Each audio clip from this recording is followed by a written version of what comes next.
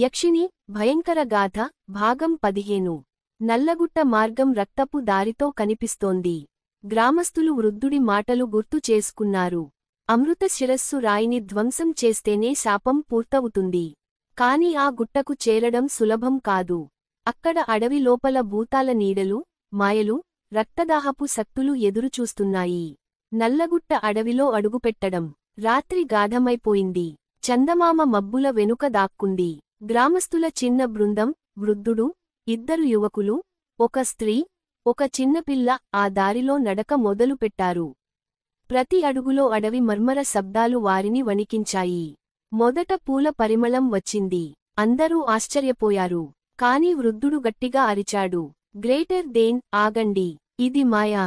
పూల వాసన కాదు, రక్తపు వాసన. వెంటనే గమనించగానే నేల అంతా ఎర్రటి రక్తంతో నిండిపోయి, పూల స్థానంలో ఎండిన మృతదేహాల మాంసపు ముక్కలు కనిపించాయి. భూతాల నీడలు. అడవి లోపల వారికి ఒక్కొక్కరికి తెలిసిన ముఖాలు కనిపించాయి. ఒక యువకుడు తన మృత తల్లిని చూశాడు. ఆమె చేతులు చాచి, గ్రేటర్ దేన్, రా బిడ్డా, నా దగ్గరకు రా అని పిలిచింది. యువకుడు పరుగెత్తబోయాడు. కాని వృద్ధుడు అతన్ని అడ్డుకున్నాడు. తల్లి ముఖం ఒక్కసారిగా యక్షిణి రూపంలోకి మారి, పొడవాటి నాలుకతో దాడి చేసింది. మంత్రం జపించి వృద్ధుడు దాన్ని కట్టేశాడు.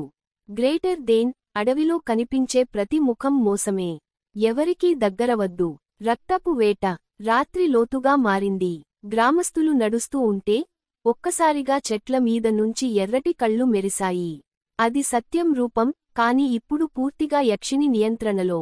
గ్రేటర్ దేన్, మీరు నల్లగుట్ట రాయిని వెతుకుతారా? అది మీ రక్తంతోనే తెరుచుకుంటుంది అని గర్జించాడు. అతను గాల్లోకి ఎగిరి ఒక యువకుడి ఛాతీలో గోళ్లు దింపాడు. యువకుడు చనిపోయాడు. ఇక మిగిలింది నలుగురే. శాపపు గుట్టు.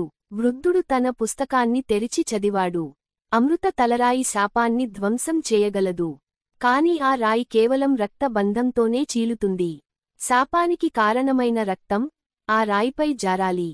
వృద్ధుడు వణికిపోయాడు. గ్రేటర్ దేన్ అంటే సత్యం రక్తం లేకుండా ఆ రాయి పగలదు. నల్లగుట్ట చూపు. మధ్యరాత్రి వారు చివరికి నల్లగుట్ట అంచుకు చేరుకున్నారు. గుట్ట మీద ఒక భారీ రాయి ఉంది. అది తల ఆకారంలో ఉంది. కళ్ళు ఖాళీగా ఉన్నా, అందులోంచి ఎర్ర కాంతి వెలుస్తోంది. అక్కడికి చేరిన క్షణంలో నేల కంపించింది. ఆ రాయిమీద నుండి యక్షిణి స్వరం మార్మోగింది.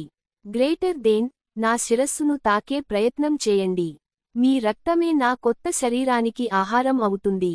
రాత్రి గాలిలో పాము లాగా కదలిక వినిపించింది. యక్షిణి, పాము ముఖంతో, మానవ శరీరంతో, గుట్టపై నుండి దూకింది. కుడి చూపుడు వేలు భాగం 16లో.